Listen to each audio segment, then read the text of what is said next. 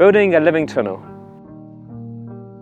Today I'm going to be coppicing and pollarding some willow to create long canes which are drive into the ground to create a living tunnel.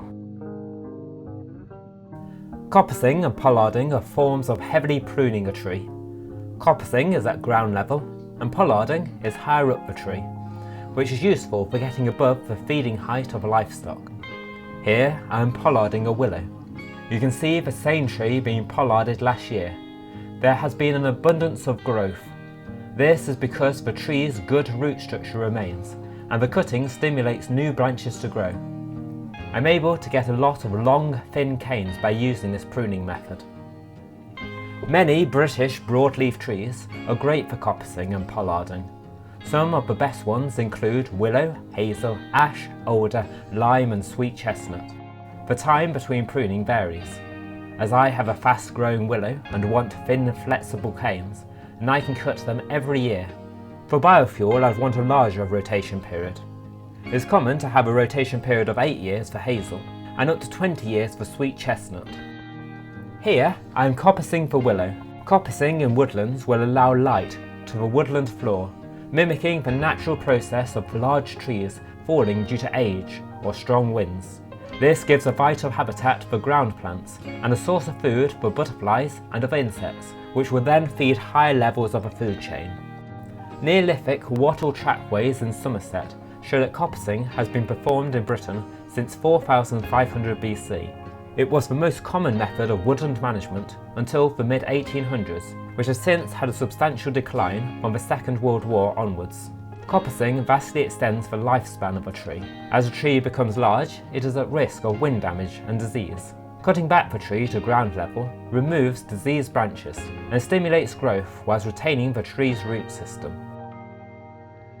I clear a space for constructing the willow tunnel. Willows grow well in damp areas, and so I have chosen this large reed patch. I'm using an Austrian scythe to clear the reed. It is my favourite and most versatile tool. If you want to know more about the scythe, then you may be interested in my scything playlist on my channel. From scythe maintenance to investigating its use as a weapon.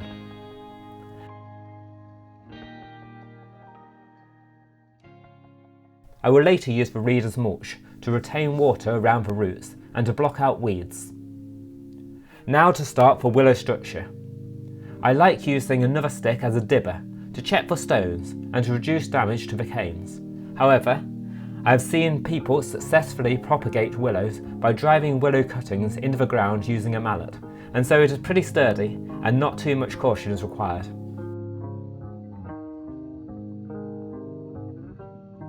The tunnel is made of 2 walls that meet at the top, and so I'm making both walls lean towards each other. I'm also creating each wall by weaving the willow canes together, and so I want the canes to be placed at alternate angles in line with the direction of the wall. After the placement of the first canes, then this becomes fairly straightforward, and it's not too difficult to move the initial canes if they were originally placed in the wrong angle. If you're using a more flexible willow variety, then the structure may be able to be completely created from bending vertically positioned canes.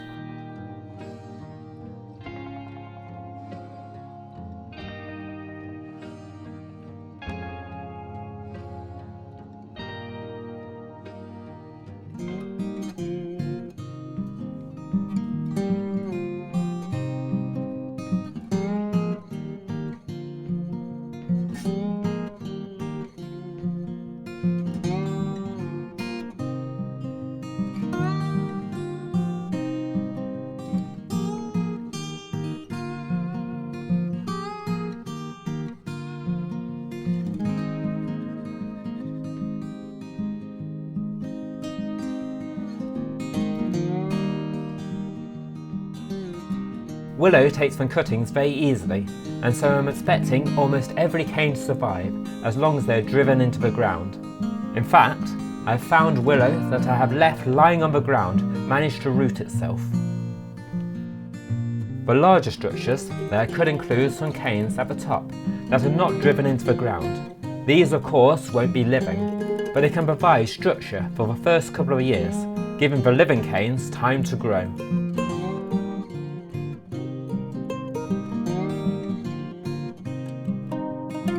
I've chosen to create the tunnel with a curve, having the entrances facing away from the prevailing wind to make it a bit more sheltered. If you're interested in more willow structures, then I will place a link in the description to an expert willow weaver who creates some beautiful structures.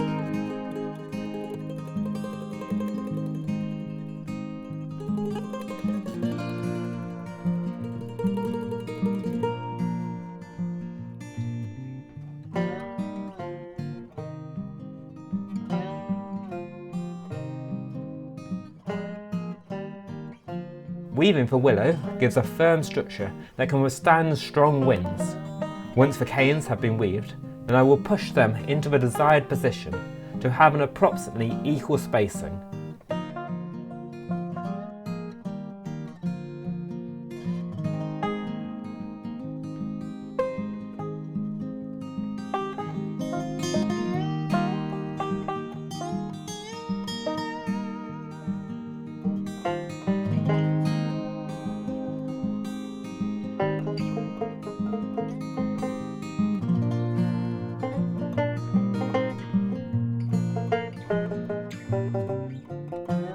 Once the main structure is complete, then I use up the remaining smaller willow canes to make the walls denser from the start.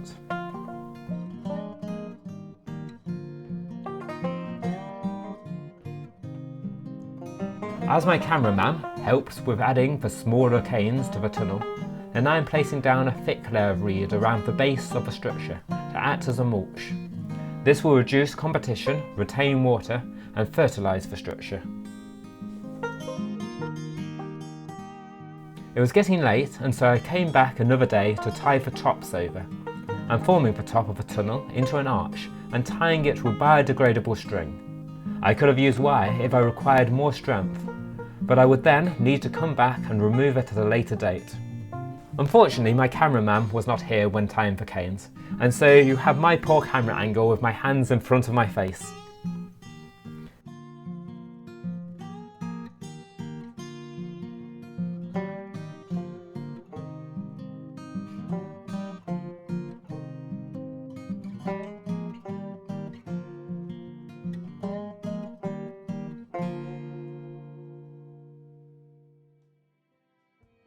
Notice that the catkins have already started to emerge.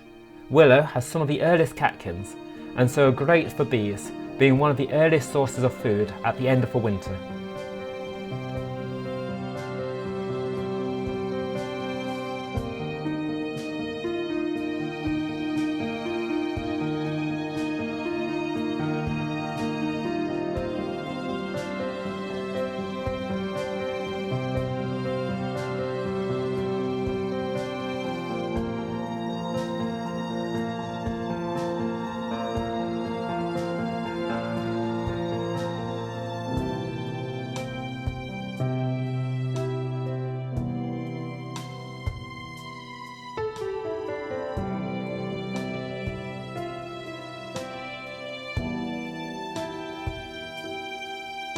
I will provide pictures of the tunnel in future videos. However, to get an idea now of what it will look like, then here is the willowed hut which I was making last year. And this is what it looked like in the summer. Thank you for watching. If you're interested in this content, then hit the subscribe button or see these playlists. See you next time.